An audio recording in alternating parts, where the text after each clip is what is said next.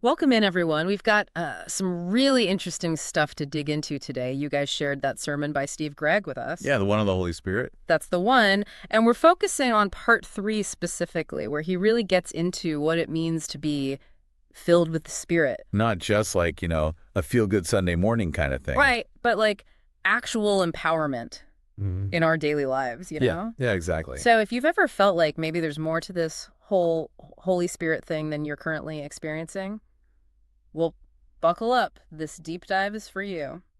Greg doesn't mess around. He comes right out and says, God's work can only be done by God. Which kind of makes you think, what are we even doing trying to do it on our own strength? And so many of us try, we think, if I just try harder, be better. Like we can somehow muscle our way into God's good graces. Oh, tell me about it. That got me nowhere fast, except maybe burned out. Greg talks about that. That whole approach, well-meaning as it might be, it just leads to exhaustion because it's all about us, not him. And we're just not wired to function that way. Okay, yeah, that makes sense. So then how do we tap into that power?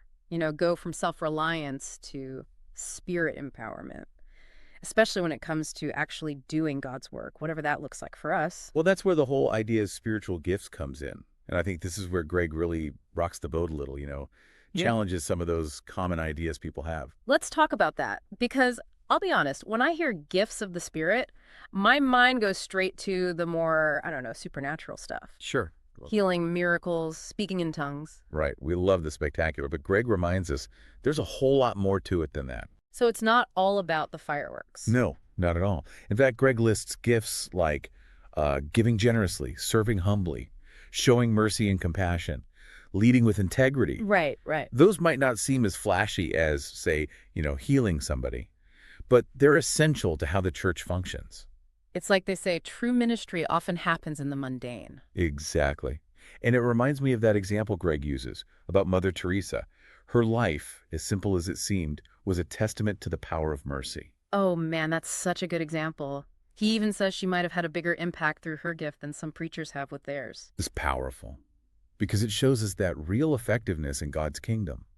It's not about being popular. It's about being faithful with whatever he's given us. Stewardship, that's the Right. word. Right. It's not just a gift, it's a responsibility. We're supposed to use these gifts to build each other up, not ourselves. And that's where things can get tricky, especially in the church world. Because, let's be real, how often do you see these gifts being used for self-promotion instead of service? Right. Like Greg's talking about. It makes you wonder, are we even set up to function the way we're supposed to? Yeah, good point. Do our church structures encourage humility and service? Or do they create competition, like a hierarchy that's the opposite of how Jesus led? Because we all know Jesus was all about servant leadership, leading by example, meeting needs, being gentle, not lording it over people. Exactly. And sometimes that looks less like preaching from a stage and more like walking alongside someone who's hurting, just like he did. And, we might not want to think about it too much, but like Ephesians 6, pretty clear on that. It's not just our own hangups we're up against. It's Oh, you mean the whole spiritual forces of evil bit? yeah, it's the one. So how does that change things? Like, does the Holy Spirit give us some kind of advantage in those battles? Yes, that's what I'm wondering. It's not a magic bullet or anything. But Greg says we need the Spirit to even realize when we're in a battle. He tells this story about a ministry he was part of, just tons of conflict. Everyone thought it was personality stuff. Oh, no. Turns out Yeah. there was a woman involved in the occult, like specifically targeting them. Okay, now that's just creepy. Makes you think, right? What if we're misinterpreting stuff in our own lives, like just regular problems, when there's actually something, I don't know, spiritual going on? Exactly. And sometimes it's not about the Holy Spirit giving us like a step-by-step battle plan.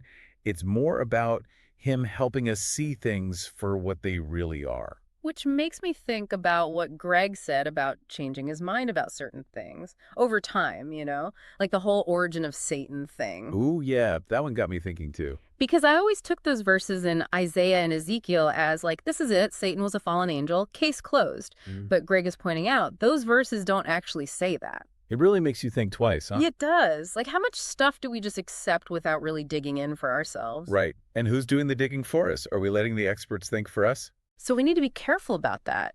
It's not about blindly believing everything we've been taught. It's about being open to what the Spirit might be showing us, even if it means maybe disagreeing with some people or questioning things we always thought were true. Oh, yeah.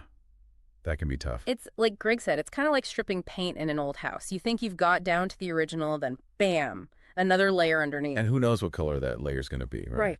And that's what makes this whole faith journey so wild. You're always uncovering new stuff. Absolutely. It's a journey, not a destination, as they say.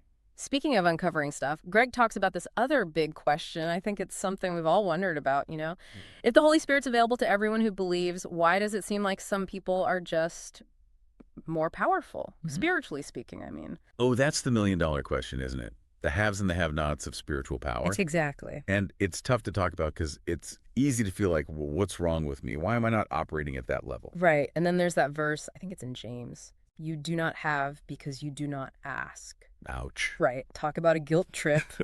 So is that what Greg's saying? It's our fault if we're not, like, overflowing with the Holy Spirit. God's got this infinite supply, but we're over here with our Dixie cup, too scared to ask for more. I think we got to be careful not to misunderstand him there. It's not about blame. It's about understanding that we have a choice. He uses this example of marriage, right? God created marriage. It's a good thing. But not everyone gets married. Okay. His point is, just like some people might not want to get married, or they're just not in a place for it, the same can be true with the Holy Spirit. It's not that God's holding out on us.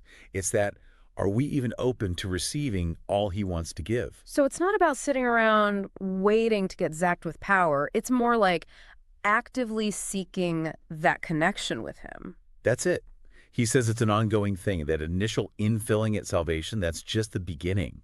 But to really be filled, empowered, it takes effort on our part, too. We have to surrender, be willing to let him work. Which actually makes me think about the early church. I mean, those guys were constantly being filled with the Spirit, right? It wasn't a one-time deal. Totally. I mean, they were walking in some serious power, miracles, healings, standing up to persecution and all that. You read that stuff and you're like, what happened to us? Seriously. So if it's supposed to be an ongoing process, how do we even, start to cultivate that kind of connection? Is there a formula, a checklist?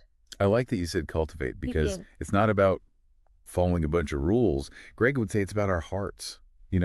Are we willing to let go of control and let the Spirit lead? Which makes me think about something else you mentioned, about how the Holy Spirit relates to us in different ways. He talked about those prepositions in, with, upon, and honestly, that blew my mind. I'd never really thought about it like that. It's subtle, but it makes a huge difference, right? It does, because in means he's with us always, but upon is like he's empowering us for something specific. Yes. Like when the Spirit came upon Jesus at his baptism, that launched his whole ministry. Exactly. Greg thinks that's what often unleashed the power for those miracles and stuff we read about. Okay, so now help me out here. Because someone listening is thinking, wait, do we need a second experience with the Holy Spirit after salvation? Yeah, it gets kind of tricky there, and I don't think Greg wants to give a one-size-fits-all answer. But he does say maybe we've, lost sight of something important. Like what?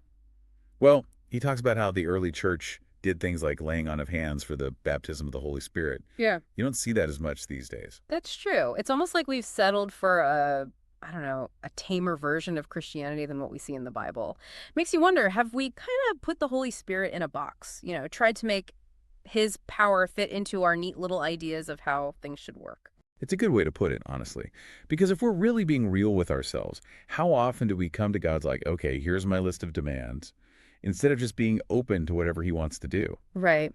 And sometimes what he wants to do is, shake things up a bit. Greg talks about that, too. Being filled with the Spirit, it's not always about feeling good, right? Well, not always. Sometimes it's about being challenged or refined, even corrected. Exactly. It's about surrendering to his process. And that can mean letting go of some things we thought were true, or accepting things that make us uncomfortable. Yeah, that takes guts to be like, okay, I think this is what the Spirit's showing me, even when it goes against the grain. It's not easy.